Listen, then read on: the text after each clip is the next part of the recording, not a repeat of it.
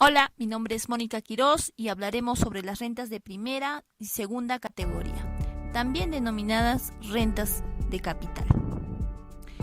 Primero, las rentas de primera categoría son todo el efectivo, el dinero producido por alquileres de un activo inmovilizado. Pueden ser una casa, un bien mueble, un terreno o un auto. La ley de impuesto a la renta nos dice que están comprendidos los arrendamientos de previos, es decir, el alquiler de bien, el alquiler de casas. También está comprendido lo que es el subarrendamiento de previos. Cuando hablamos de subarrendamiento de previos, hablamos de, por ejemplo, Ana posee una casa y desea alquilarlo. Lo alquila a Mari. Mari a su vez lo toma en alquiler, pero a su vez decide subarrendarlo a Patricia. Al final, la persona que vive en este inmueble va a ser Patricia, pero la dueña es Ana. Y Mari viene a ser como un intermedio. ¿Tienen? Entonces, en eso se basa el subarrendamiento. Debemos tomar en cuenta que también en el subarrendamiento tanto Ana como Mari pagan el impuesto. Las mejoras específicamente se refieren a todo aquello que vas a mejorar dentro del bien. Por ejemplo, yo alquilo una vivienda y esta vivienda no cuenta, no está pintada la fachada, no tiene vidrios, entonces yo quedo con la persona a la cual le voy a alquilar con mejorarlo, pero que esta vaya dentro del alquiler, porque se tiene que poner por escrito que va a ser así. Entonces nosotros lo mejoraremos y lo dejaremos pintado con ventanas, ¿no? Después también tenemos lo que son las sucesiones. Sucesión de muebles. Cuando hablamos de sucesiones, nos referimos a ceder, a dar. En caso de muebles vamos a dar nuestros carros, aviones, pero todos estos en alquiler. También tenemos todo lo que la cesión gratuita de predios. Aquí hay que tener mucho en cuenta dos cosas. Cuando uno cede o uno da de manera gratuita a una persona de nuestro entorno, un amigo, un familiar, qué sé yo, ¿no? Decidimos dárselo gratuitamente para que viva, en nuestra casa. Nosotros seguimos pagando el impuesto. Si damos, por ejemplo, a una institución pública, no, se nos exonera. ¿Cuándo? Cuando sea dado para un zoológico, un museo o una biblioteca. Ahora, ¿cuánto debemos pagar si alquilamos? Nosotros debemos hacer un cálculo y eso se basa en monto de alquiler por el 5% igual al monto mensual. Sí, monto mensual que vas a pagar. Recuerda que esta persona te está pagando mensualmente.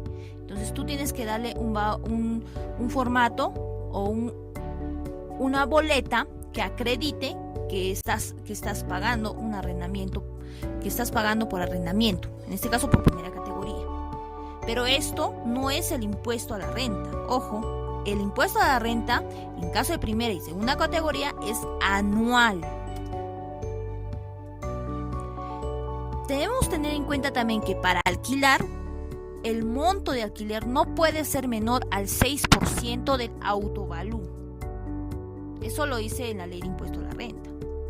Por ejemplo, el señor Carlos Manrique es una persona natural, alquila su inmueble a la señorita Alejandra Maldonado por 670 soles mensuales de enero a diciembre del 2019.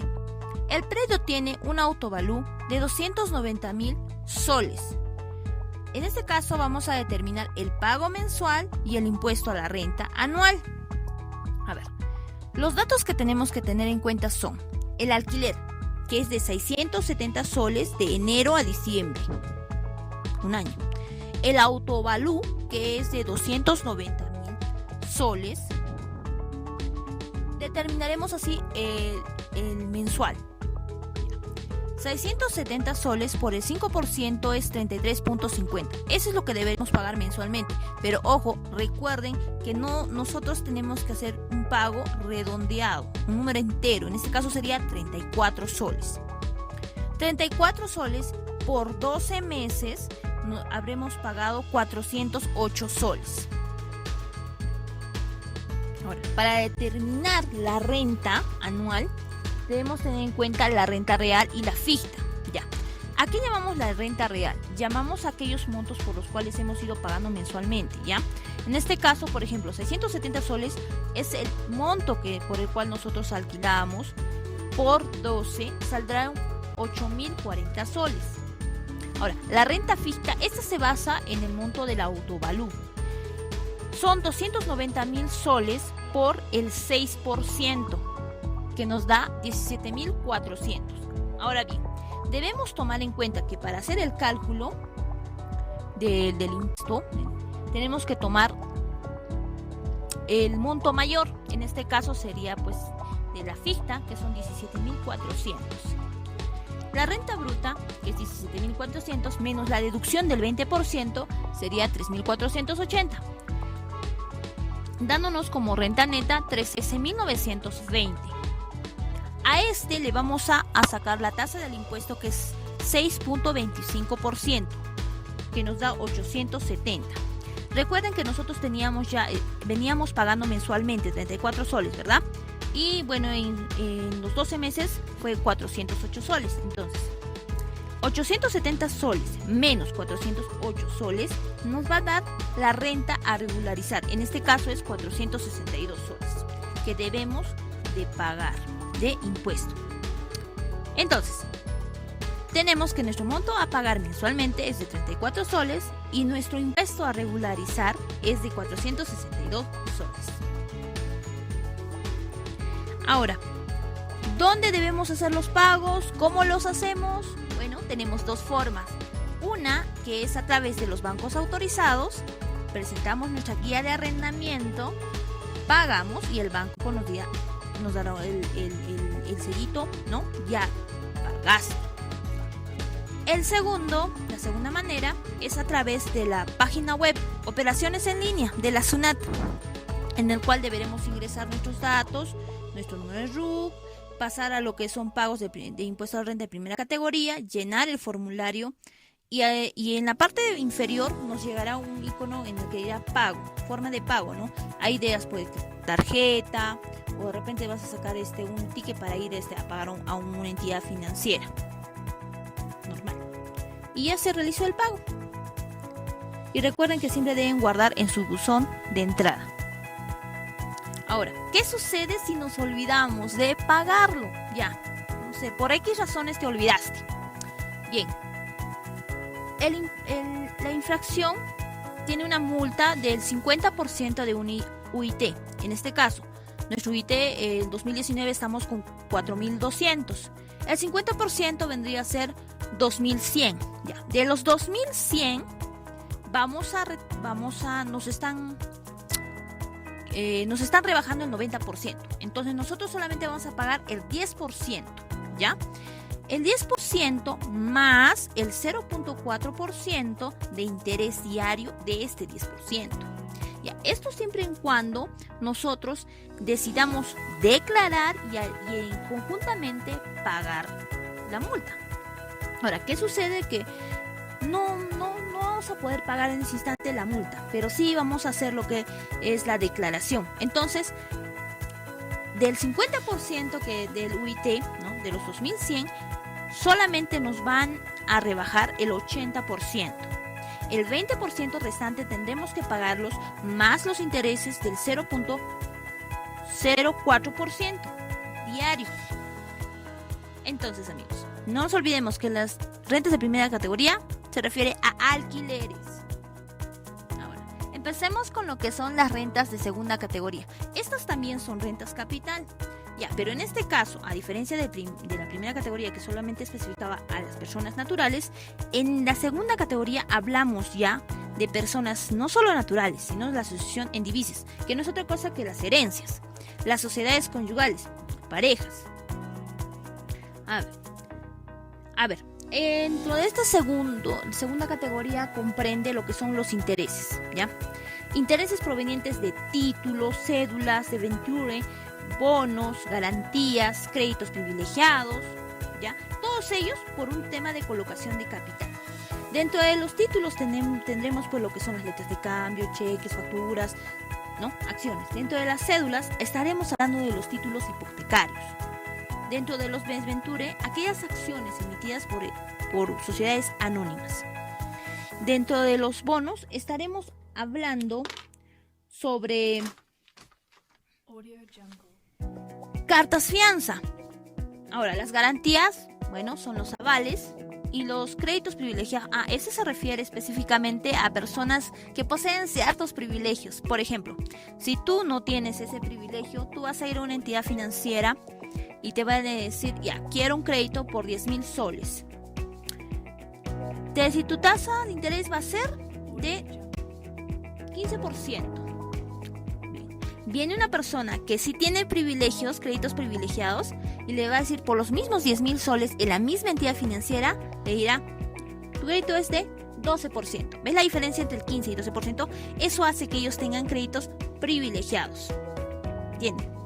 Entonces, acá hablamos más que todo de los intereses generados por un capital que has puesto o que has dado.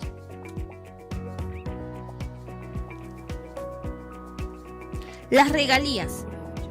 Las regalías no es otra cosa que el dinero proveniente de alguna propiedad ajena, registrada. Es decir, por ejemplo, los cantautores, los cantantes, tienen pues... tienen a su vez, están presentes las disqueras. Las disqueras venden sus discos a, digamos, a 20 soles. ¿Ya? ¿Cuánto es la regalía para esta persona? 5 soles. ¿Y los 15 soles? Para la disquera. Entonces, nosotros tenemos que hablar del impuesto que se va a afectar a esos 5 soles. A eso le llamamos regalías. Las rentas vitalicias. Bueno, todos sabemos que la única persona que posee hoy por hoy renta vitalicia son los presidentes de la República. Esto va a suceder hasta que ellos fallezcan, ¿no? Ahora, las rentas por enajenación no es otra cosa más que la venta de los bienes muebles. Por ejemplo, tu casa lo decides vender, tu carro lo decides vender, pues ahí tienes un ingreso, ¿no? Porque digamos tú compraste pues a 40.000, decidiste venderlo a 50.000. Esa diferencia, que son 10.000 soles, esa es la que va a ser afectada al impuesto. Ahora, también tenemos que dentro de esta están la sucesión definitiva o temporal. Esto es referente más que todo a lo que son las marcas, los patentes, los derechos de llaves, ¿ya? A esto se refiere a que tienes un derecho sobre estos, ¿no? De manera temporal o definitiva. Depende cómo quedes con los dueños de estos derechos de llaves, estas marcas y patentes. Ahora, los recibidos como pago de obligaciones. Acá tenemos todos los ingresos que no estén dentro de las tercera, cuarta o quinta categoría, ¿ya? Tenemos también las rentas por seguros. Esos ingresos que nos dan por seguros de vida. De repente, pues, tú eres beneficiario del seguro de vida, digamos, de tu mamá, de tu papá. Ese ingreso que tienes extra, tiene que pasar por una renta de segunda categoría. Acá también tenemos que hablar sobre las ganancias generadas por instrumentos financieros, fideicomisos, sobre todo bancarios, utilidades por capitales. En cuanto a las utilidades por capital, de utilidades por capitales, esto es más que todo cuando eres accionista socio, ¿no? De una empresa y te dan tu utilidad. Entonces, tú tienes que registrar, tienes que decir sí me dieron, entonces yo voy a pagar por segunda categoría. Punto. Aquí también hablaremos de lo que son los agentes de retención. Ahora, hay casos en los cuales no pagan impuestos y sin embargo, si lo ves, parecería que pertenecían a la segunda categoría. Estos son, por ejemplo, aquellos inmuebles adquiridos con anterioridad al 1 de enero del 2014. ¿ya? Segundo, la venta que constituya casa habitación del vendedor. Es decir, por ejemplo, tú decidiste comprarte tu casa en el 2015, ¿ya? Y pues vives en ella y por X razón, y porque digamos tu trabajo te trasladan a otro departamento, tú te ves en la obligación de vender esta propiedad. Estamos hablando ya del 2018, ¿ya? Ya han pasado 3 años. Entonces, al vender, tú estás exonerado de pagar. ¿Por qué? Porque fue una casa habitación. ¿Por qué? Porque tú vivías en él. En ahí no hubo una cochera, no ha sido tratada como un ente comercial, como almacén, sino como una habitación, una persona en la cual tú vivías, nada más residías. No le ejerciste algún derecho comercial. Y adicionalmente a eso han pasado 2 años desde la última vez que lo compraste. Entonces la ley dice están exonerados. Último, el costo de adquisición es mayor o igual al precio de venta. Eso se refiere más que todo si digamos compraste un bien que cuesta 40,000 soles. Y pasa un tiempo, tú decides pues venderlo porque de repente no necesitas el dinero o requieres de venderlo realmente. Y ya pues lo vendes, pero resulta que lo vendes a 38,000 soles o hasta 40,000 soles, casi al mismo precio. Entonces la ley dice no te exonera del pago del impuesto. ¿Cómo vamos a calcular nuestros impuestos? Primero que nada, hay dos cosas que uno tiene que tomar en cuenta. Uno, que son los ingresos por los activos intangibles, ya sabes, todos los intereses, los bonos, los desventures, las regalías. A eso le vamos a sacar el total del ingreso por el 5%. Ese va a ser el impuesto que nos van a retener. Porque si te das cuenta, todos los activos intangibles o la inversión que vamos a hacer están relacionadas con personas de tercera categoría. Y muchas de ellas están en régimen general y son agentes de retención, ¿ya? Ahora, lo otro que son las ventas de inmuebles. Dentro de la venta de inmuebles, que son las casas, por ejemplo las casas, hay algunos que son provenientes de herencia y hay otros que son provenientes porque tú los compraste con tu plata. Entonces, ahí uno tiene que tener un poco de cuidado, ¿ya? A ver, el precio de venta menos el costo de la adquisición nos va a dar la renta bruta. Esta renta bruta la vamos a multiplicar por el 5% y nos va a dar el impuesto a pagar. ¿Y cómo sucede eso? A ver, ejemplo. En caso de ingresos por intereses, regalías, rentas vitalicias, títulos, ¿no? Se va de la siguiente manera. Mira, por ejemplo, la señora María Sáenz obtuvo intereses por un préstamo que otorgó a la empresa Pepito S.A. por 8,760 soles. ¿Ya? Quiero que tomen en cuenta acá un dato bien importante. Dice muy claramente, intereses. No habla del monto que le prestó. No habla acerca de cuándo se lo trajo. Simplemente del interés, del monto exacto del interés generado.